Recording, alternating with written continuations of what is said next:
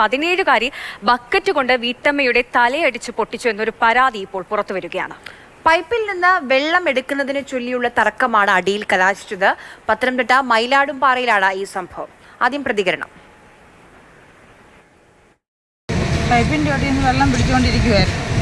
അവളിങ്ങനെ ഒത്തിരി പ്രാവശ്യം മാറ്റി വെള്ളം പിടിച്ചപ്പോൾ ഞാൻ ആ കുടം അങ്ങോട്ട് കൊണ്ടുവച്ചപ്പോൾ ബക്കറ്റ് കൊണ്ട് തലയ്ക്ക് ഒരൊറ്റ അടിയായിരിക്കുമായിരുന്നു.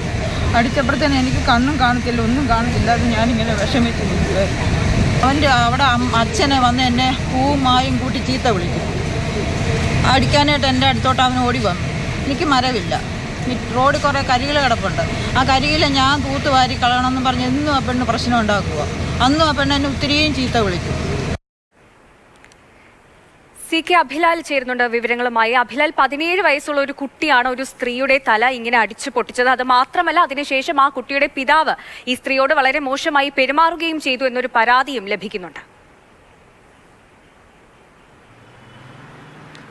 നഗരസഭാ പരിധിയിൽ പത്തനംതിട്ട മയിലാടുപാറയിലാണ് ഈ പരാതിക്കിടയാക്കിയ സംഭവം.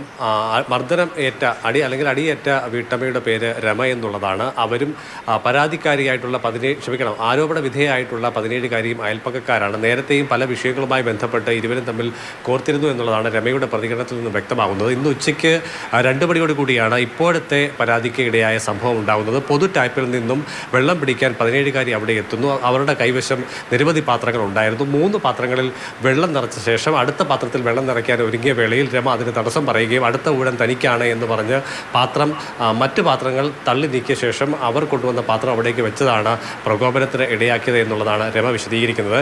പെയിന്റിൻ്റെ ഒഴിഞ്ഞ ബക്കറ്റ് കൊണ്ട് ഇതേ തുടർന്ന് 17കാരി തലയ്ക്ക് അടിക്കുകയാണ് ഉണ്ടായത് എന്ന് രമ വിശദീകരിക്കുന്നുണ്ട്. ചുരുക്കത്തിൽ പത്തനംതിട്ട ജനറൽ ആശുപത്രി പ്രവേശിപ്പിച്ച രമയുടെ നെറ്റിയും തലയ്ക്കോടും ചേർന്ന ഭാഗത്ത് 4 കുത്തിക്കെട്ട് വേണ്ടി വന്നിട്ടുണ്ട്. അവർ അവിടെ തന്നെ ചികിത്സയിൽ തുടരുകയാണ്. പരാതി പോലീസ് സ്റ്റേഷനിലേക്ക് രേഖാമൂലം എത്തുന്നതേയുള്ളൂ. അതേസമയം ആരോപണ വിധേയരുടെയോ അവരുടെ രക്ഷകർത്താക്കളുടെ ഒന്നും തന്നെ പ്രതികരണം നമുക്ക് ഈ ഘട്ടത്തിൽ ലഭ്യമായിട്ടില്ല. ശരി, CK അഭിലാലാണ് വിവരങ്ങൾ നൽകിയത്.